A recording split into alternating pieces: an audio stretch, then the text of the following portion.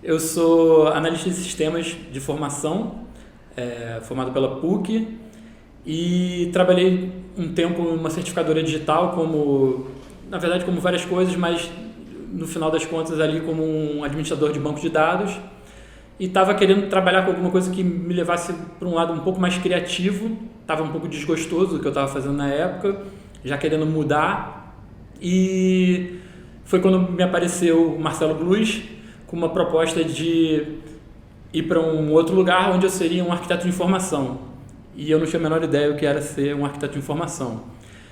Topei a conversa, topei a entrevista, porque eu acho que sempre é bom conhecer mais pessoas e saber o que o mercado está correndo atrás. Topei o papo, mesmo sem saber muito bem o que era aquilo. E aí, nesse papo, a gente entendeu que a minha visão lógica, por eu ser um analista de sistemas, era uma coisa que ele estava procurando. E, beleza, o mercado também não tinha muitos arquitetos de informação, era uma coisa nova. E ele topou um desafio que era meio que eu me formar um arquiteto de informação, correr atrás disso, de ser essa pessoa que ele precisava. E aí eu fui atrás, ele me indicou alguns livros, eu meio que corri atrás desses livros, li os livros, depois a gente voltou a conversar, e aí ele topou me chamar para a Globo.com. Eu entrei lá na Globo.com como um arquiteto de informação júnior. Fiquei lá por 9 anos, entrei como arquiteto de informação júnior, saí de lá como um lead designer de jornalismo, cuidando do G1 e alguns times fazendo produto do G1.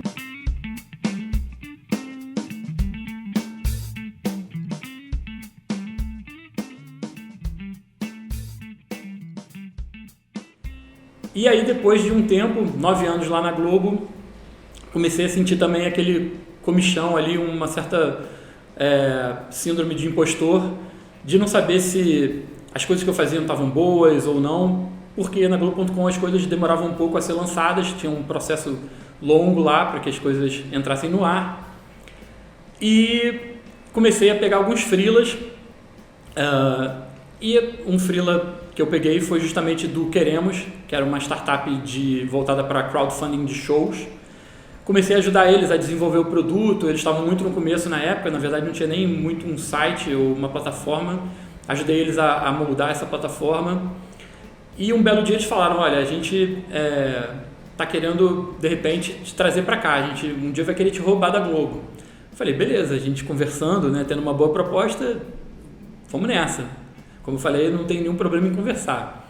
E aí um belo dia eles gostaram tanto de trabalhar comigo e eu deles, que eles vieram fazer essa proposta, e eu topei esse desafio de sair da Globo 9 anos depois, uma empresa grande, uma empresa super conhecida, referência em UX, né, no trabalho que eu faço, para ir para uma startup pequena, com pouquíssimas pessoas, um time de design de 3 pessoas, e mais um estagiário, 4 pessoas, e fiquei praticamente um ano, quase um pouco mais de um ano lá.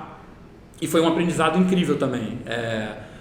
Eu brinco que se a Globo.com era um transatlântico, né, que leva muitas pessoas, o Queremos era uma lanchinha, né? Você faz manobras muito mais rápido com essa lanchinha e você consegue fazer algumas brincadeiras que talvez numa Globo.com você não conseguisse. Fiquei esse ano no Queremos, e aí fui convidado para um outro desafio, de uma agência que estava abrindo aqui no Brasil, chamada Working Co, e eles estavam com o primeiro projeto deles, na Oi, e eles precisavam de alguém um pouco mais sênior para conseguir tocar o projeto. Eles já estavam com esse projeto rolando, mas eles queriam alguém para ajudar lá no dia a dia e blindar um pouco os designs, porque eles estavam trabalhando de dentro da Oi.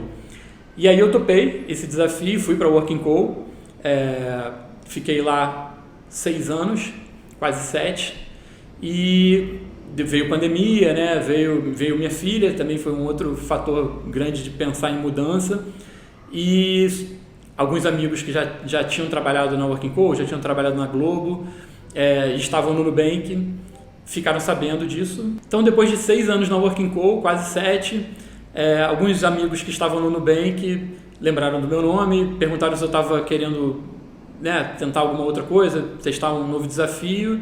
E eu topei a saída para o Nubank, e lá eu estou há 2 anos, quase 3. A característica desses 4 trabalhos onde eu passei, características comuns, eu posso dizer que todos eles prezam pela qualidade. E no nosso trabalho, detalhe, né? O diabo está nos detalhes, como a galera gosta de dizer. E então, assim, todos eles esperam uma qualidade acima do normal, porque o básico todo mundo já faz, né? Então, se você quer crescer, se você quer fazer um projeto incrível, se você quer lançar um produto incrível, você tem que fazer o que todo mundo já faz e, como a gente dizia lá na Working Co, a gente tem que remar ainda mais. Então, assim, você tem que remar mais do que todo mundo.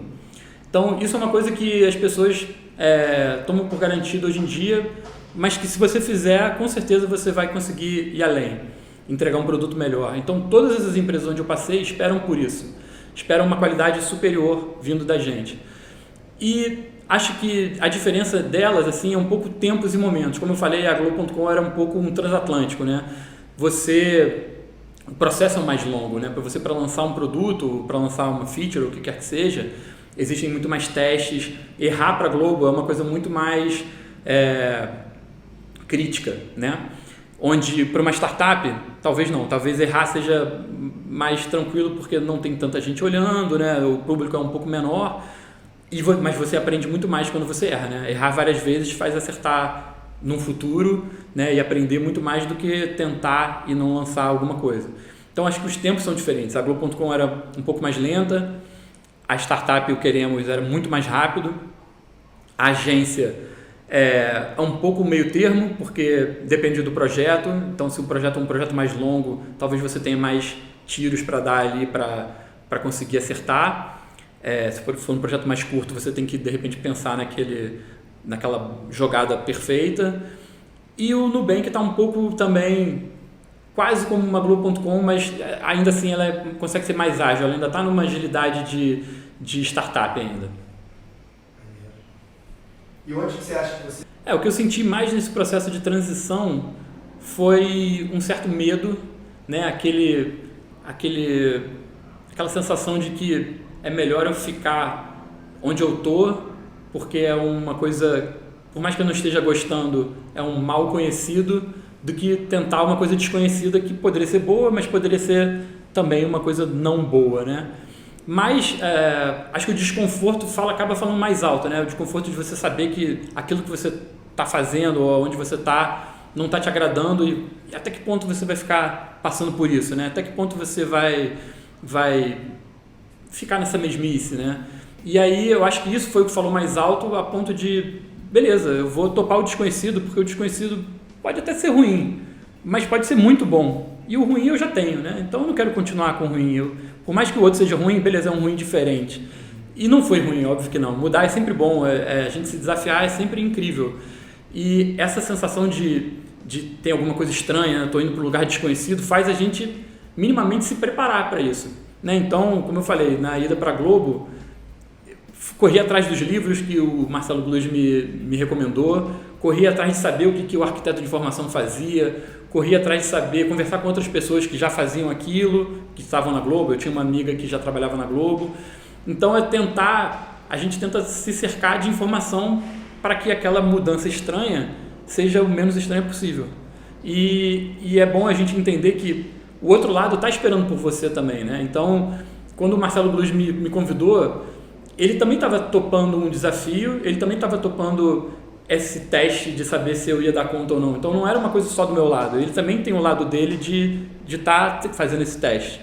Então é um trabalho em conjunto, assim, né? Eu que estou mudando e ele que está aceitando uma pessoa aqui para tentar resolver esse problema, digamos assim. Bem, durante o processo de aprendizado, acho que a parte mais fácil foi correr atrás da informação, porque a informação ela já está aqui, né? Ainda mais agora, internet, já está tudo disponível. Nesse começo, até para arquitetura de informação, tinha alguns livros clássicos que existem até hoje, que recomendo e valem a pena de serem lidos. O bom livro do Urso Polar e tudo mais. Então, assim, buscar informação é fácil, né? Quando você quer mudar, você tem a vontade, né? Você tem essa gana, também é fácil, né? Se você está querendo mudar, você tem que ter essa gana. A parte mais difícil é saber se você está acertando ou não, né? E nessa mudança, a gente só consegue saber da gente pelos outros, né? Então, eu ficava muito atento se o trabalho que eu estava fazendo era aquilo mesmo que o Marcelo Gluz na época esperava, ou no caso das agências era aquilo que o cliente esperava. Então a galera fala que feedback é um presente, então eu corri atrás de feedback o máximo possível para saber se o que eu estava fazendo eu precisava fazer mais, se eu precisava tentar alguma outra coisa. Então essa era a parte difícil, tentar abrir a cara a tapa de saber, tá mandando bem, ou então, você tem que fazer mais isso. Mas, novamente, né, é você tentar um desconhecido ali que toda informação que vier você vai poder usar para o seu próprio bem, né, de saber o que você precisa fazer. O jogo que eu acho que eu jogo melhor é justamente esse de tentar, errar, botar a cara a tapa, deu certo, maneiro, o que a gente aprendeu, deu errado, maneiro, o que a gente aprendeu. Eu gosto de ver o que vai acontecer, eu gosto de testar várias coisas. Acho que foi essa a principal mudança para mim do Working Co para o Nubank, foi essa. Porque como a Working Co trabalha com projetos, uma vez que a gente lança o projeto, a gente sai dele, vai para uma próxima, e aí eu ficava sempre com essa pulga atrás da orelha de, será que deu certo? Eles lançaram o site entrou no ar, maneiro. Sei lá, alguns meses depois o site mudou. Por que será que eles mudaram? Por que deu errado? Ou o que eles aprenderam que talvez a gente não tenha visto? E a gente não tinha como, né, se o projeto não voltasse para aquela empresa, a gente não tinha como saber isso. E aí isso me fez já ter a busca para o Nubank, né? Quando o Nubank, na verdade, o Nubank me buscou. Quando eu fui para lá, era uma das coisas que eu sabia que eles faziam muito, testar, fazer pesquisa e correr atrás desse aprendizado. Eu quero isso, tentar bater a cabeça na parede várias vezes até acertar e aprender com isso. Nota, não para botar na parede. Muito interessante que o que a Working Co, né, ela olhando de fora, o que eu ouço de clientes em comum, era muito isso, né, mas eles entregam uma solução que é linda para botar no portfólio, mas no dia a dia não funciona. E depois, quando eu pensei que não funciona, já estão longe daqui. Pois é. Eu ouvi isso da Alpargatas, eu ouvi uma de três. Mas isso é um pouco a agência, né, um pouco assim, né. Se o cara não faz um projeto continuado, ou assim, até tinha alguns clientes lá que tinham esse projeto mais longo, e aí beleza, né? Os caras gostavam tanto de trabalhar com o Working Co que eles continuavam, e aí beleza, você conseguia voltar naquilo que você tinha feito e melhorar e refazer.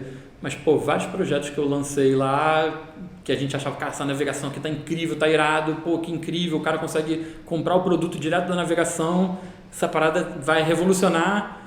Pouco tempo depois, cadê a navegação? Os caras trocaram, sabe? Que aprendizado que eu tive com isso? Nenhum, né? Eu ainda acho que, na minha cabeça, ainda acho que aquilo ali era o mais legal que poderia ter sido feito. Que se mudaram, porque provavelmente não performou bem ou que eles tinham alguma outra necessidade que eu não sei qual era, né? Interessante, cara. Vamos lá. Qual é, assim, vamos pensar, qual é a tua visão sobre a carreira? Já começando a falar um pouco sobre a carreira de UX. A tua visão sobre a carreira, quando você foi contratado, você falou que você foi arquiteto de informação, tinha uma dupla, um cara mais visual e você seria mais funcional. Uhum.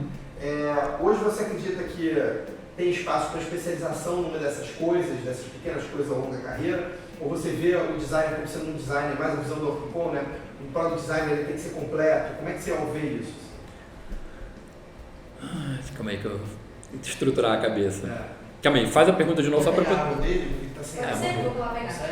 Com relação à carreira, eu acho que tem espaço para os dois, para essas duas pegadas, um mais generalista e um mais específico. Eu, na época do Working Co, até o Felipe Memória conversou comigo uma vez falando isso, assim, que eu era mais generalista, porque uma das coisas que eu gosto de fazer é justamente testar tudo, né? Então, apps eu vou lá e baixo, sei lá, trabalhei um pouco com... calma aí que eu esqueci a palavra agora. Automação. Enfim, vou voltar. Eu acho que tem espaço para os dois, tanto o generalista quanto o mais específico, né? Quando a pessoa que está mais focada em uma das vertentes ali do UX. No meu caso, eu acho que eu sou um cara mais generalista.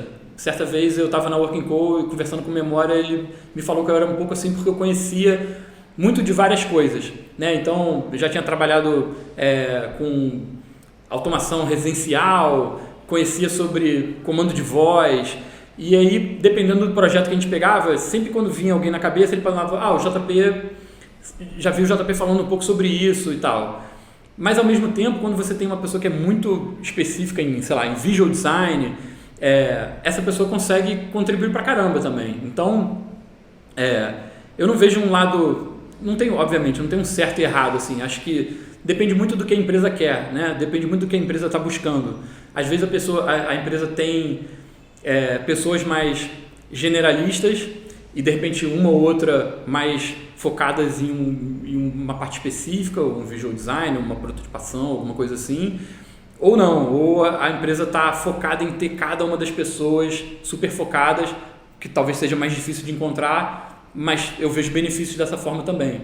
Enfim, acho que tem espaço para os dois, assim, acho que eu entendo a minha forma como sendo, me achando mais generalista. Eu gosto de achar que do que a empresa precisar, eu vou conseguir contribuir com alguma coisa. Então, e de repente se precisar ir mais a fundo, a gente vê com alguma outra pessoa, a gente tenta buscar mais, ou até mesmo eu vou mais a fundo isso. Mas eu gosto de ter uma noção de tudo. A minha formação de exatas, eu acho que ela me dá um olhar crítico e lógico que talvez não seja todo mundo que tenha.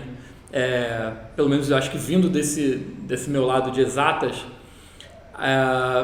e eu acho que no design a gente é muito cobrado por isso, né? Por ter a capacidade de amarrar todas as pontas, saber que está tudo funcionando e que não tem nenhum caso que a gente talvez não tenha percebido ou que, né, que está tudo certinho, tudo se encaixando.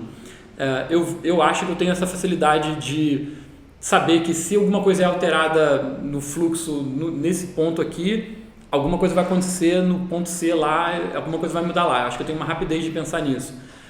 Então esse olhar crítico e lógico, eu acredito que a exatas, né, a minha formação de exatas me deu. Ao mesmo tempo que, beleza, né, eu sou formado em informática, um analista de sistemas, tive programação, aprendi programação, orientação a objeto e tudo mais. Então eu acho que esse meu lado também me ajuda a conversar muito com os engenheiros e os desenvolvedores que vão pegar os desenhos ou a solução que a gente está pensando e, né, transformá-la em realidade e codificar ela e implementá-la. Então é interessante também ter a linguagem, né? Você conseguir falar com o cara que vai implementar aquilo, com o resto do time, a mesma língua que eles falam, né? E aí se transformar basicamente numa ponte, né? Na época que eu era um arquiteto de informação propriamente dito, na Globo.com, em que existia essa divisão de arquiteto de informação e designer, eu achava que eu fazia muito as pontes com todos os, não só com o PM, né, com o gerente de produto, mas com o Scrum Master ou quem está tocando o projeto, como também os desenvolvedores. Eu meio que falava a língua de todo mundo, né? Então eu conversava com o designer também.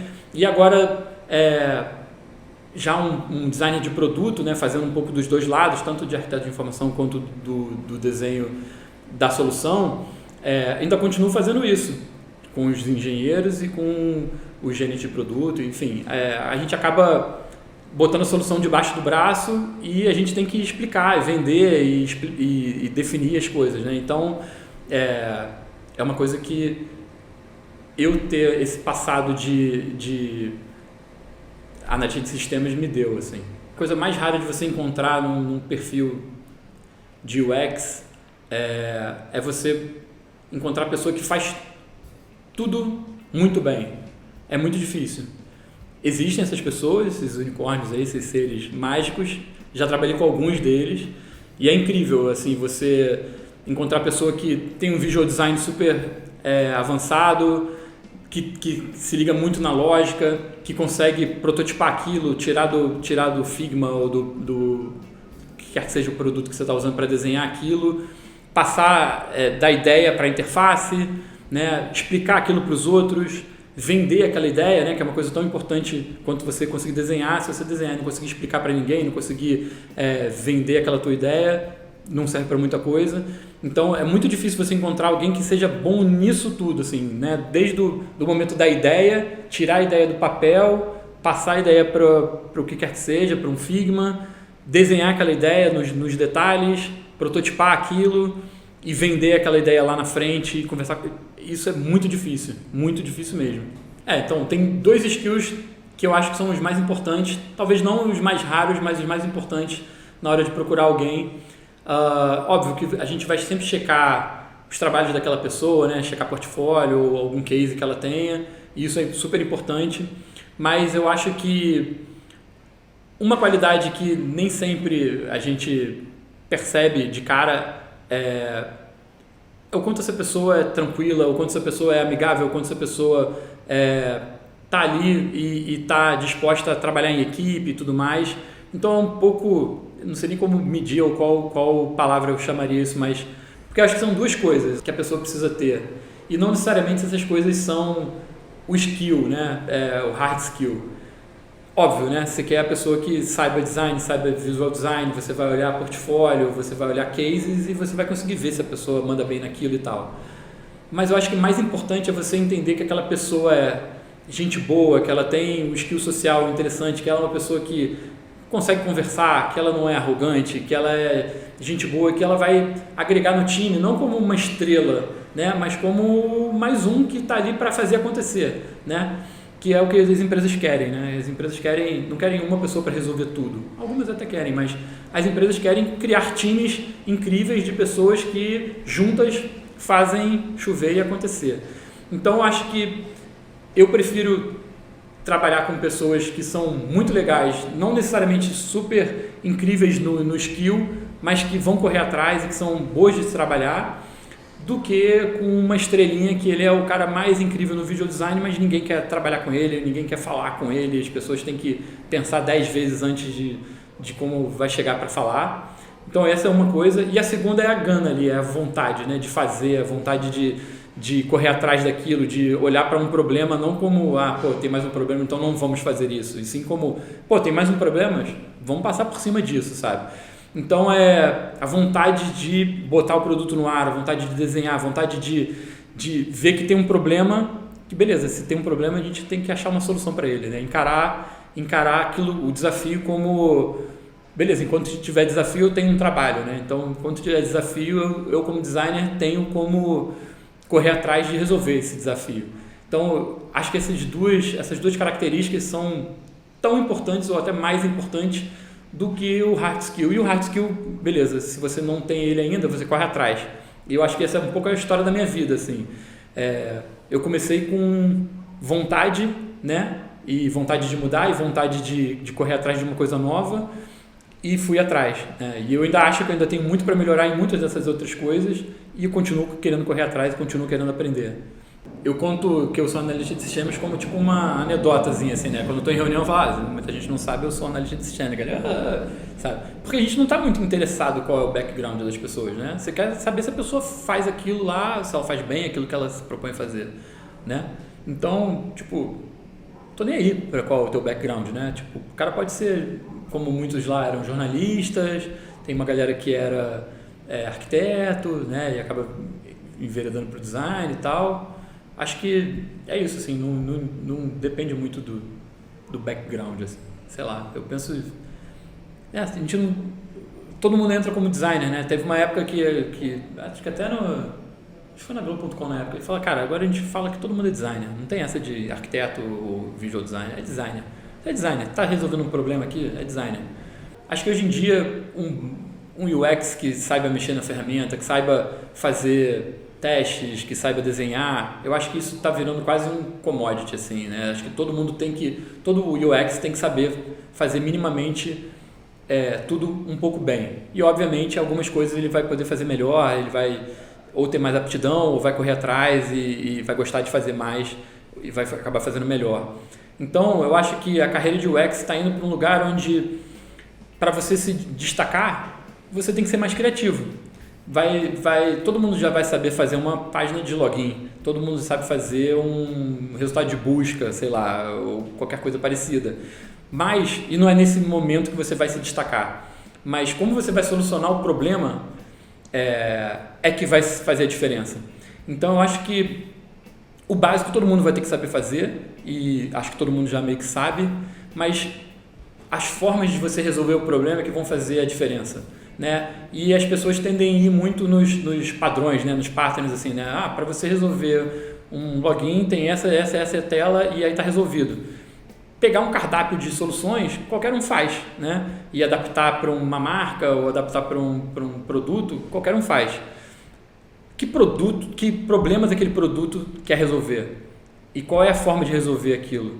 Isso é que vai fazer diferença. Pensar numa forma de resolver um problema que talvez ninguém tenha pensado e ser criativo. E para você ser criativo, você tem que ler bastante, não necessariamente sobre UX ou qualquer coisa parecida, mas ler sobre design, ler sobre internet, ver o que o mercado está fazendo, enfim, beber de várias fontes. Então eu acho que criatividade não se ensina muito, né? Obviamente você exercita mais do que ensinar. Criatividade é o que vai fazer a diferença. Eu acho que se você está começando agora, o que eu diria é a mesma coisa que, né, a gente escuta muita gente falando, mas que a gente não vê muita gente praticando, que é se manter faminto ali, né? Correr atrás de meter a cara e aprender. Porque, óbvio, né? Você vai ler, você vai se informar e você vai ter a teoria. Mas a prática, você pode ler cases de coisas que já aconteceram, continua sendo teoria, porque não é a sua prática. E não né, não está na sua empresa ou não está exatamente com as pessoas com quem você está trabalhando. Então, corre atrás para fazer na prática as coisas, porque você só aprende metendo a cara e fazendo. Então, a parte de informação você vai conseguir correr atrás, vai conseguir ler os cases, vai conseguir utilizar isso e ver o que acontece com você. Mas não fica achando que só porque você leu aquilo que aconteceu naquele case é o que vai acontecer com você. Nunca vai ser. Então, cada um tem um resultado diferente e cada resultado tem que te fazer você aprender de alguma forma, né? Você não pode achar que porque deu certo você não precisa fazer nada, ou porque deu errado você não precisa fazer nada ou vai abandonar aquilo. Tudo você tem que tirar um aprendizado. Eu sempre tentei tirar um aprendizado em todos os momentos. Quando o meu projeto foi lançado e deu certo, quando o meu projeto foi lançado e não deu certo, quando o meu projeto foi abandonado e não quiseram mais lançar ele, o que eu aprendi com aquilo? E como eu posso fazer para, num próximo projeto, aquilo não acontecer ou aquilo acontecer mais vezes, se foi bom? E isso acontece até hoje, porque é muito dinâmico. E talvez isso seja uma das coisas mais legais, né, desse ramo que a gente está. Os problemas parecem os mesmos, mas eles estão acontecendo com pessoas diferentes, em épocas diferentes, em empresas diferentes. Então, a solução pode parecer parecida, mas nunca é, né? E onde você acha que vai dar certo, muitas vezes não dá. Onde você acha que dá errado, que vai dar errado, às vezes também não dá. O que não quer dizer que seja uma roleta russa nem nada parecido, né? Como a gente se cerca para que a gente mire no melhor, né? Muitas vezes vai dar o melhor, muitas vezes não vai dar. E o que a gente aprende com isso? Para que na próxima vez a gente tente mirar ainda, né, mais na mirinha ali. Então é isso, se manter animado sempre, nunca se deixar levar porque isso aqui não deu errado, nunca mais quero tratar disso, né? Numa próxima quando cair um problema parecido com esse na minha mão, vou tentar diferente e vou tentar resolver. Então é sempre se manter faminto ali por fazer.